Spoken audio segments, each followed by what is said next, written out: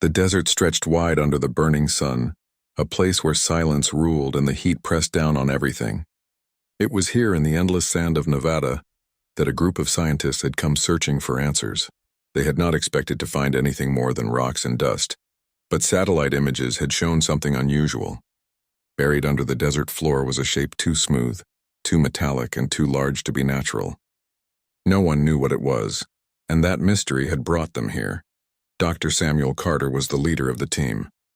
He was an older man, his hair already turning gray, but his eyes still carried the sharpness of curiosity. He had studied rocks and land for most of his life, but this discovery was unlike anything he had seen before. Beside him was Dr. Linda Brooks, much younger, full of energy and ideas. She had made a name for herself in astrophysics, always asking questions about the stars and what might be beyond them.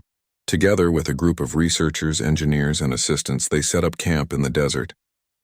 Their equipment was simple at first: scanners, digging tools, and a few small machines. But even with those, they quickly saw that the sand was hiding something immense. The first few days were spent in routine work. The scientists marked the ground, took samples, and measured the area. The desert gave nothing easily. The sand was hot and dry, the wind carried dust that stung their eyes, and the nights were cold and quiet. But slowly, piece by piece, they uncovered a surface unlike anything they had touched before. Under the sand was metal, smooth and reflective even after being buried for so long. The material stretched further than they could measure.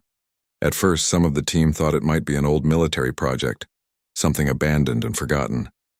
But as more of it was revealed, it became clear that it was not made by any human hand. Dr. Brooks was the first to notice the strange markings.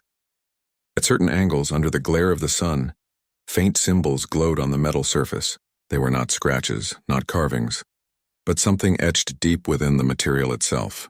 She traced her fingers along them, feeling the smoothness, the slight vibration under her skin. They were like no language she had ever studied. The markings pulsed faintly as if alive, and everyone who looked at them felt a strange unease.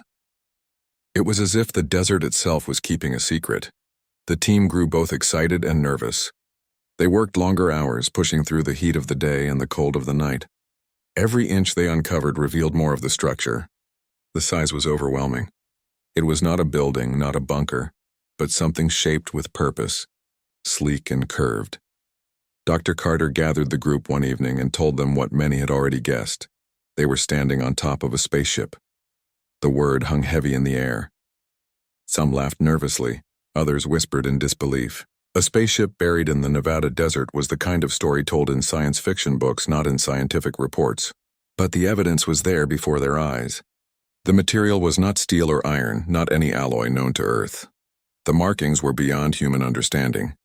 The sheer scale of it suggested something built to travel across space. For the first time in their lives, the scientists realized they were touching proof that humanity was not alone. Dr. Brooks could not sleep that night. She sat outside her tent, staring at the stars above. The thought that something had come from those stars and landed here filled her with both wonder and fear. She imagined the ship crossing the dark sky centuries ago, falling into Earth's atmosphere, crashing into the desert and being swallowed by sand. What had it seen? Who had built it? Where had it come from? The questions had no answers, but they burned in her mind. The following morning, the team expanded their camp. More equipment was brought in. Engineers set up stronger lights, generators hummed through the night, and heavy machines were used to clear the sand faster. The spaceship began to show itself in greater detail. Its curves were smooth, almost like the body of a great whale lying beneath the earth. There were no bolts, no seams, no panels that looked familiar. It seemed to be a single piece of crafted material, as though poured and shaped by a hand that understood things humans could not. Excitement reached Washington quickly. The government, always watching, sent officials to the site. Security forces began to patrol the area, keeping outsiders away. What had started as a small team's discovery was now becoming something far larger. Dr. Carter was given strict instructions to report every finding directly to officials.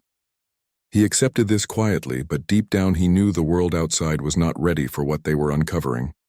Days passed, and the scientists grew more desperate to find an entrance. A ship this large had to have a way in. They studied every curve, every symbol, every possible seam. It was Dr. Brooks who noticed a slight outline. half buried under a dune. She led the team to clear it, and soon they were staring at what looked like a hatch. It was circular, marked with the same glowing symbols, but larger and more defined. The hatch was cold to the touch, and every attempt to force it open failed. Machines could not cut through it, and heat could not melt it. It remained sealed, as if waiting.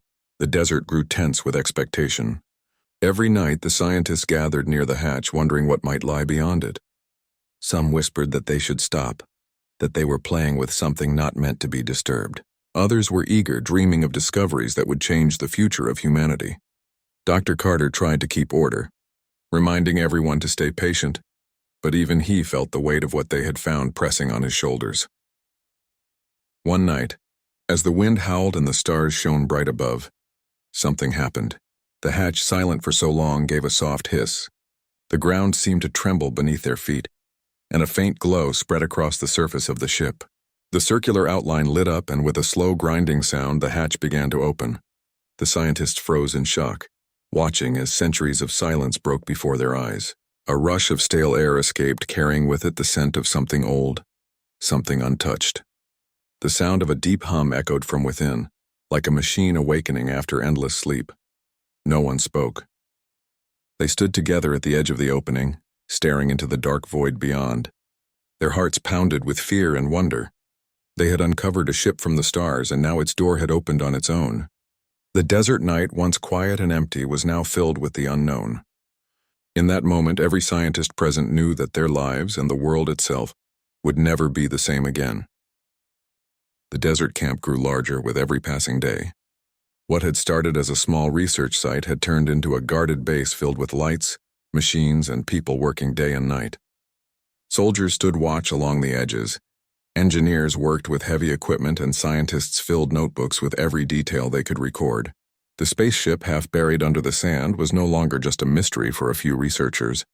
It had become a project that drew the attention of the entire government. Dr. Samuel Carter walked across the camp in the early morning, his boots crunching on the sand. He had been awake most of the night, but his mind refused to rest.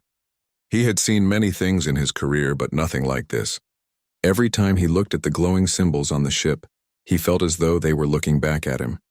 Dr. Linda Brooks was already at the hatch, staring into the darkness within. She had barely slept as well, her excitement pushing her forward. She wanted to step inside, but the officials demanded more caution. The hatch had opened on its own 2 nights ago, and since then the scientists had been waiting. Lights were placed at the entrance, cameras set up to watch every movement, and samples of the air inside were collected. The first results showed something surprising. The air, though stale, was breathable. The ship had carried its own atmosphere, sealed away for centuries. Dr. Brooks whispered that the ship was waiting for them, but Dr. Carter reminded her not to rush. Fear and wonder fought inside each of them. By midday, a group of engineers prepared to enter for the first time. Dr. Carter and Dr. Brooks joined them, dressed in protective suits and carrying equipment. As they stepped into the hatch, the world outside seemed to disappear. The walls inside were smooth and curved, glowing faintly with blue light. The floor was silent under their feet, and every sound they made echoed through the corridors. It felt like walking through the ribs of some giant creature, alive yet silent. The deeper they went, the more unreal it became. Symbols lined the walls, pulsing faintly, almost as if they reacted to their presence. Dr. Brooks touched one and felt a warmth spread through her hand. The engineers warned her to be careful, but her curiosity was stronger than fear. She noted everything, sketching the shapes quickly in her notebook. They reached a wide chamber, large enough to hold the entire camp outside. At the center of the room stood tall structures that looked like pillars, but when the lights shone on them, they reflected like crystal. The room hummed softly, a vibration that made the scientists' chests feel heavy. Dr. Carter ordered the team to collect samples and record every detail. The soldiers who had joined them stood nervously, their weapons clutched tightly. This was not a place for guns, yet they felt safer holding them. Everyone knew this was more than a discovery. It was history unfolding before their eyes. Hours passed as they explored more of the corridors. They found smaller rooms, some filled with panels and devices that looked like control stations. None of the buttons or surfaces matched human design. The panels seemed to respond to touch in ways no one could explain. Dr. Brooks placed her hand on one and watched symbols appear, glowing brighter, rearranging themselves as if the ship was trying to communicate. She stepped back quickly, her heart racing while Dr. Carter reminded the group that they did not know what they were dealing with. In another chamber, they discovered long pods lined against the walls. At first they thought they were storage units, but the glass fronts revealed something else. Inside, some of them were shapes, fragile and still. They looked like bodies, though not human. Some were broken, nothing more than bones and dust, but others seemed preserved, their forms intact. The sight sent chills through the group. Dr. Carter's voice was quiet as he said they were looking at the remains of an alien crew. The camp outside erupted with news as soon as the discovery was reported. Officials demanded photographs and detailed reports, but Dr. Carter held back, knowing the weight of what they had found. To tell the world too quickly could cause panic, and yet to keep it hidden felt impossible. Dr. Brooks argued that humanity had to know, but Carter shook his head. The decision was no longer theirs. The government would choose what to reveal. That night, the desert was alive with energy. Soldiers doubled their patrols. Helicopters circled overhead, and the scientists could barely eat or sleep. Some whispered of danger, fearing that the ship had awakened because of their intrusion. Others dreamed of technology beyond imagination, but no one could shake the unease that filled the camp. The ship had been buried for centuries, and now it was awake. The following day, Dr. Brooks returned to the pods. She stood for a long time, staring at the preserved figures within. They were tall, thin, with long limbs and large dark eyes. Their faces were calm, almost peaceful, as though they were only sleeping. She felt a strange pull, a connection she could not explain.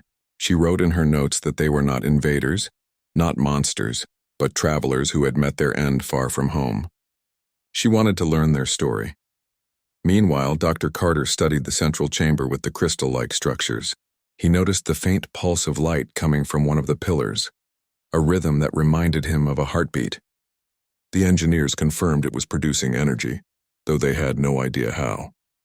It was as if the ship had a living core, still functioning after centuries beneath the desert. Carter wondered what might happen if the core grew stronger, if the ship itself could still awaken fully. By evening, tensions in the camp grew. The soldiers received orders to restrict access to the ship, allowing only selected scientists inside. Some researchers protested, arguing that this was a discovery for all humanity, not just a secret project. Arguments broke out, and Carter found himself caught between loyalty to science and the heavy hand of authority. He wanted to protect his team, but he also knew the ship was not something that could be controlled easily. That night, as the wind swept across the desert, something changed inside the ship. The symbols along the walls grew brighter, glowing through the sand that still covered much of the structure. The hum that had been soft now grew louder, reaching across the camp. The soldiers panicked, readying their weapons, while the scientists gathered near the hatch, their faces pale. The ground shook lightly, and the central crystal pulsed faster, filling the corridors with blue light. Dr. Brooks whispered that the ship was alive. Dr. Carter said nothing, his eyes fixed on the glowing entrance. Everyone stood together, waiting for what might come next. The desert, once silent and still, was now the stage for something greater than any of them had imagined. Humanity had uncovered a ship from the stars, and it was no longer sleeping. The world outside still had no idea, but inside that camp, everyone knew they were standing at the edge of a future that would change everything. The camp had changed from a place of discovery to a place of tension. Guards patrolled with sharper eyes. Scientists whispered in small groups, and the air buzzed with both fear and wonder. The spaceship no longer felt like a silent relic. It felt alive, and everyone sensed it. The glowing symbols on the walls pulsed more strongly now, lighting up the desert nights with a faint blue glow. Even from outside, the hum of the ship could be heard, low and steady like the breathing of some ancient creature. Dr. Samuel Carter sat at his desk inside one of the tents, going through the endless reports. He rubbed his tired eyes, wishing for clarity, but the weight of the discovery was too great. He had been a scientist all his life, and yet he could not shake the feeling that he was in the middle of something beyond science. He looked at the photographs of the alien pods, the preserved bodies with their long limbs and large eyes. They did not look like monsters. They looked fragile, almost delicate, as though they had never meant to harm anyone. Still, the questions pressed hard. Why had they come, and why had they stayed hidden here for so long? Dr. Linda Brooks, meanwhile, spent her hours inside the ship. She felt drawn to it in ways she could not explain. The corridors no longer frightened her. The symbols that lit up at her touch filled her with wonder, as though the ship recognized her presence. She recorded every pattern, every change, filling notebook after notebook with sketches. One afternoon, she returned to the chamber of pods. She stood before the glass, staring at one of the figures inside. Its chest seemed still, but she felt as though it was only sleeping. For a long time she stood there, her hand resting lightly on the glass, whispering questions the creature could not answer. The government agents who had taken control of the site were less patient. They pressed the scientist for answers, demanding results. They wanted technology, weapons, anything that could give their country an advantage. Carter argued with them, telling them science could not be forced, but the pressure only grew. The soldiers grew restless, the engineers nervous, and the scientists weary. The desert base felt more like a cage than a camp. Then something unexpected happened. Late at night, when most of the team had retreated to their tents, a loud crack echoed through the ship's corridors. Brooks rushed inside with a small group of researchers and found one of the pods splitting open. The glass fractured slowly, releasing a hiss of air that smelled sharp and metallic. Everyone froze as the figure inside stirred. Its chest rose weakly, its fingers twitched, and its large eyes blinked open. The creature collapsed out of the pod, falling onto the floor with a heavy thud. Brooks rushed forward against every warning in her mind and knelt beside it. She could see it was breathing. Dr. Carter arrived moments later, his heart pounding. He stared at the being lying on the floor, its pale skin glowing faintly under the lights. The soldiers raised their weapons, shouting for everyone to step back, but Brooks shouted louder, begging them not to fire. The being was weak, helpless, hardly a threat. Against Carter's instincts, he agreed. The soldiers lowered their rifles slowly, though their eyes never left the creature. The scientists carried the being to a medical tent. It was taller than most humans, thin but strong, with long arms and narrow hands. Its skin looked smooth, almost translucent, and its eyes were deep and dark, filled with confusion and fear. Brooks stayed by its side as monitors were attached and samples were taken. The being's heartbeat was irregular, but it was alive. For the first time, humanity was no longer staring at bones or machines. They were staring into the eyes of someone who had come from the stars. Over the next hours, the being drifted between sleep and waking. It tried to speak, but the sounds were strange, like whispers mixed with echoes. None of the scientists understood. Brooks leaned closer, whispering calmly, telling it that it was safe. She did not know if it understood, but she felt the tension in its body ease slightly when she spoke. Carter watched carefully, torn between awe and worry. If this being survived, it would change everything. Not just for science, but for the world. The government agents were quick to act. They ordered the area locked down tighter than ever. No word of the awakening was to leave the desert. Only a handful of people were allowed near the being. Carter protested, saying that knowledge belonged to all, but his words were ignored. He knew then that the discovery was already being twisted into something it was never meant to be. Still, the scientists worked.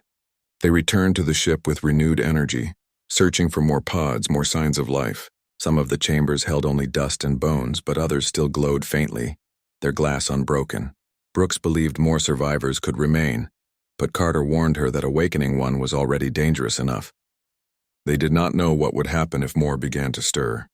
Inside the central chamber, the crystal pulsed brighter each day. The engineers measured energy levels rising, though they did not know why. It was as if the ship itself was waking along with the creature. Carter stood in that chamber one evening, his hands resting on the cool railing, and felt the vibration deep in his chest.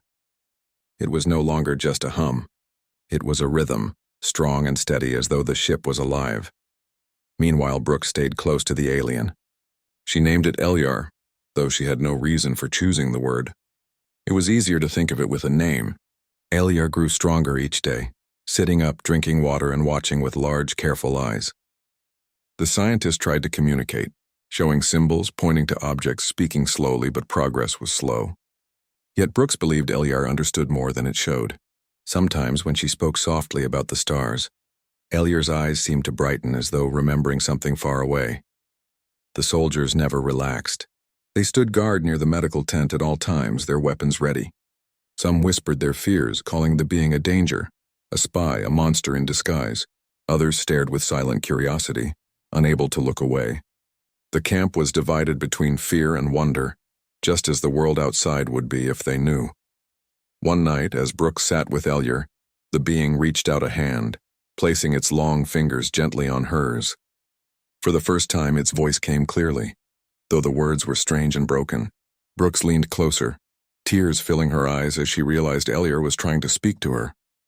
Though she could not understand, she knew this was the beginning. The silence between two worlds had finally been broken. Carter entered at that moment and saw the connection forming. He felt both hope and dread.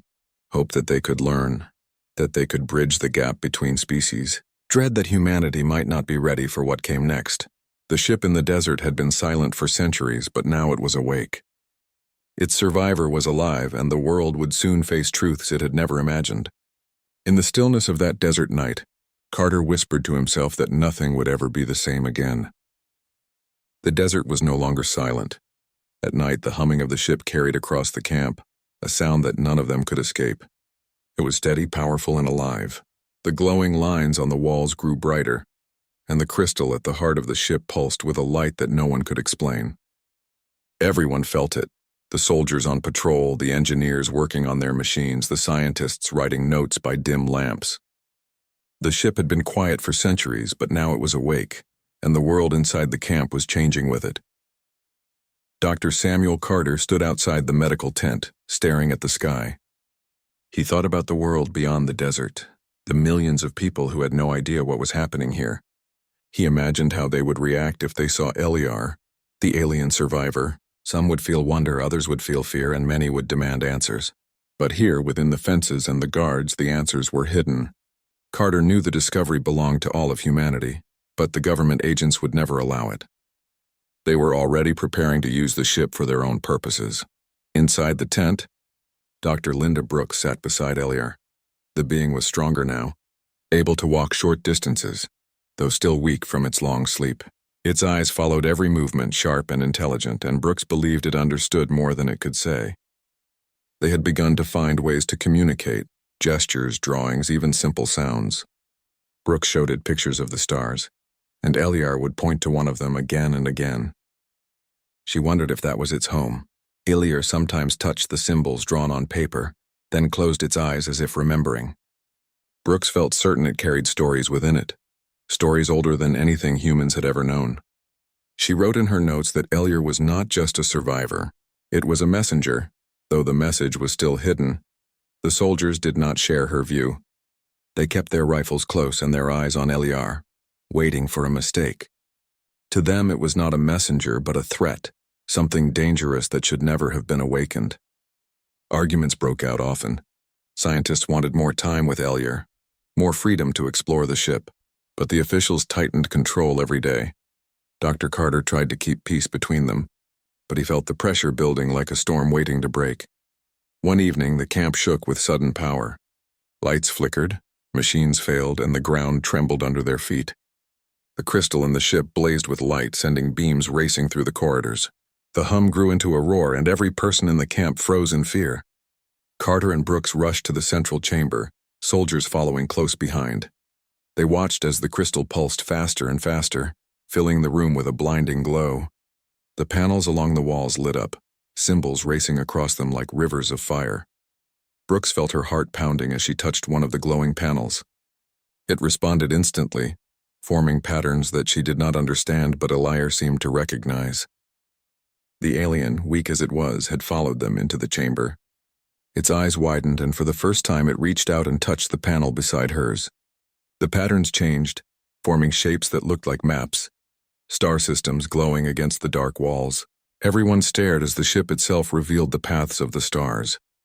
Elyar spoke then, its voice broken but clear enough for all to hear. The words were not English, but the tone carried meaning. Brooks felt tears rise to her eyes as she realized Elyar was trying to tell them a story. The ship responded, showing images of worlds, battles, and journeys across the stars. They saw ships like this one flying through space, saw them fall into war, and saw them scatter to survive. It was not just a story of travel. It was a story of survival. The soldiers grew uneasy, gripping their weapons tighter. They did not see stories. They saw threats. One of them shouted to shut it down, to stop the ship before it revealed more. Carter argued with them, raising his voice for the first time, demanding that they let the truth come forward. But the tension was too great. Guns were raised and the room filled with shouting. In the chaos, the ship made its own choice. The crystal flared and a wave of energy swept through the chamber. The soldiers stumbled back, their weapons useless as the lights of the ship burned brighter. Panels shifted, doors opened, and corridors they had never seen before revealed themselves. The ship was alive, guiding them deeper. Eliar looked at Brooks, then motioned for her to follow. She did not hesitate. Carter followed as well, his heart heavy with fear and hope. The deeper chambers of the ship were unlike anything they had seen. Walls shifted like liquid, opening paths as they walked. Symbols glowed on every surface, and the air felt charged with power. They reached a room filled with more pods, but these were empty, shattered long ago. Eliar stood before them, its hand resting on one of the broken pods, its face filled with grief. Brooks realized this had been its family, its people, all lost to time. Eliar turned to them and spoke again, and though they could not understand the words, they understood the sorrow. Carter placed a hand on Eliar's shoulder, a gesture of comfort that needed no translation. In that moment, the line between human and alien felt thinner than ever before. They were all survivors, standing together in the heart of a ship that carried both life and death. Back at the camp, panic spread. The soldiers outside the ship demanded answers, fearing what was happening inside. The government agents argued among themselves, torn between curiosity and fear. Some wanted to destroy the ship, others wanted to control it. None of them truly understood it. Inside, Brooks and Carter knew the truth. They were standing at the edge of something too big to control. That night, as the desert winds howled and the camp remained tense, Eliar revealed more. It touched the crystal once more, and the ship projected an image into the air. It showed Earth, glowing blue and green, and then it showed other worlds, burning, broken, lost. Eliar pointed to Earth again and again, its voice filled with urgency. Brooks understood. Eliar was warning them. The danger that had destroyed its people could one day reach this world. Carter felt the weight of the warning press against his chest. He thought of the officials outside, of governments hungry for power, of soldiers ready to fire at anything they feared. He realized that the greatest danger might not come from the stars, but from their own hands. Humanity had been given a chance to learn, to prepare, to grow. But whether they would use that chance wisely was another question. As the night stretched on, Eliar grew weaker. Using the ship's power had taken much from it. Brooks stayed by its side, holding its hand, whispering that it was not alone. Carter sat nearby, writing in his notebook, knowing that history was unfolding in front of them. He knew that someday, whether in days or years, the world would learn of this night, and when they did, nothing would ever be the same. The desert was still under the stars, but inside the camp the silence was gone forever. The ship was awake, its survivor was speaking, and humanity stood at the edge of a new future, both brighter and darker than they could imagine. The desert sky was still and endless, but the camp below it was restless. No one could sleep anymore.